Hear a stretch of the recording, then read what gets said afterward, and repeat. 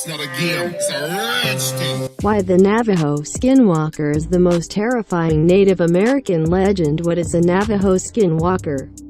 The name alone is enough to chill the bones.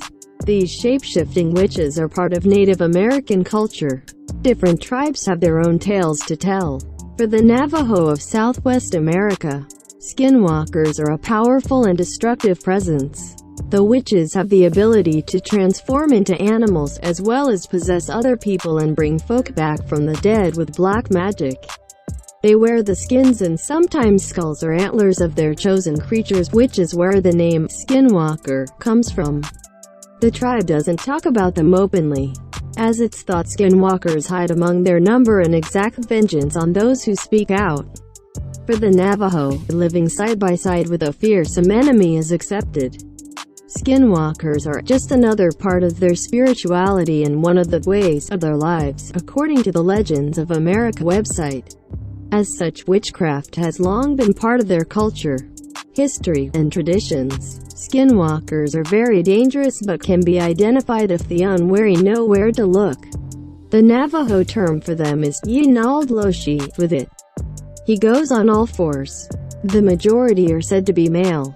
Medicine men are the key figures who turn into skinwalkers. The Navajo Legends site writes those who have attained the highest level of priesthood in the tribe, but chose to use his or her power for evil, are candidates for the change. Rituals form an essential part of not only Native American life but the lives of skinwalkers. Ancient ceremonies are performed in caves with an elder positioned as leader of the group. They engage in dark practices referred to collectively as the witchery way. How do potential skinwalkers gain their powers? As might be expected, the details are grim. Family members are prime targets. To be initiated, the medicine man or warp woman must kill a sibling or someone in their close family. After inheriting the malevolent mantle, individuals can then display a range of physical abilities through the animals they become. Navajo Legends mentions how they are typically seen in the form of the coyote, owl, fox, wolf or crow, although they do have the ability to turn into any animal they choose. Transformations occur at night, and other creatures can be controlled by skinwalkers. Tribe members may fear being set upon in the darkness by an army of sharp-clawed servants. The nightmare doesn't end with shape-shifting. They can take possession of another human through eye contact, eyes playing an important part in skinwalker lore. The witch will have human eyes when transformed and animal eyes when in human form.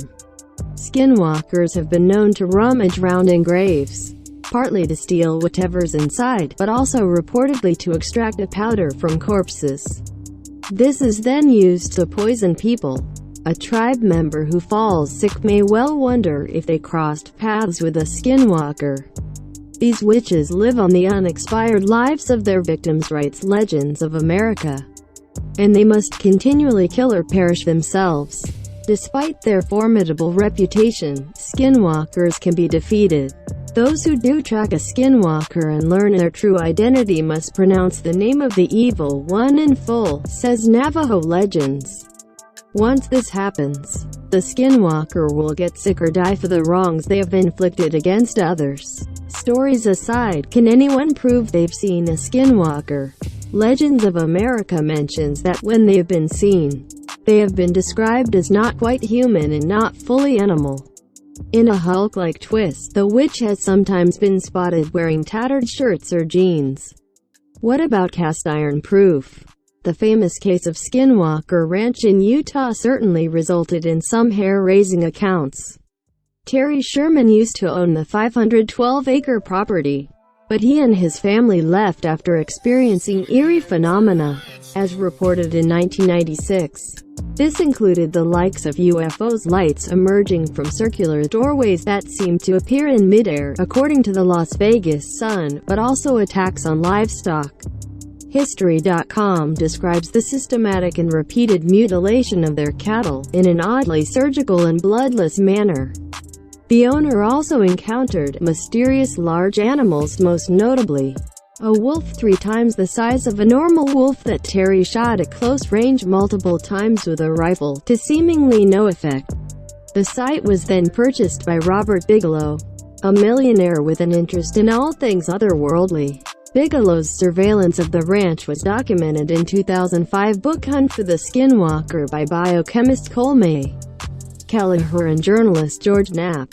The project, run by Bigelow's now defunct National Institute for Discovery Science, observed some seriously spooky events. One night, Kelleher reported seeing a large humanoid creature spying on the research team from a tree. After scaring it off, he found a footprint, a single, obvious oval track about 6 inches in diameter embedded deeply in the patch of snow, the book writes. It adds the print had 2 sharp claws protruding from the rear of the mark going a couple of inches deeper. Kelleher thinks it almost looked like a bird of prey, maybe a raptor print, but huge in from the depth of the print, from a very heavy creature. Commentators point to the area's general history of unusual sightings, which act as both a positive and negative when assessing the story. Are these genuine cases or mass hysteria? Plus, the ranch is several hundred miles away from Navajo territory, casting further doubts on whether this is a skinwalker. Nothing conclusive was found, but extensive coverage helped embed the idea in the national consciousness. Perhaps inevitably, a horror movie followed 2013's Skinwalker Ranch on the small screen. Project Blue Book's second season features an episode titled Curse of the Skinwalker. Related article. Geronimo, the feared Native American leader who became a national star for those to whom the legends belong, adapting cultural history as entertainment is an insulting move.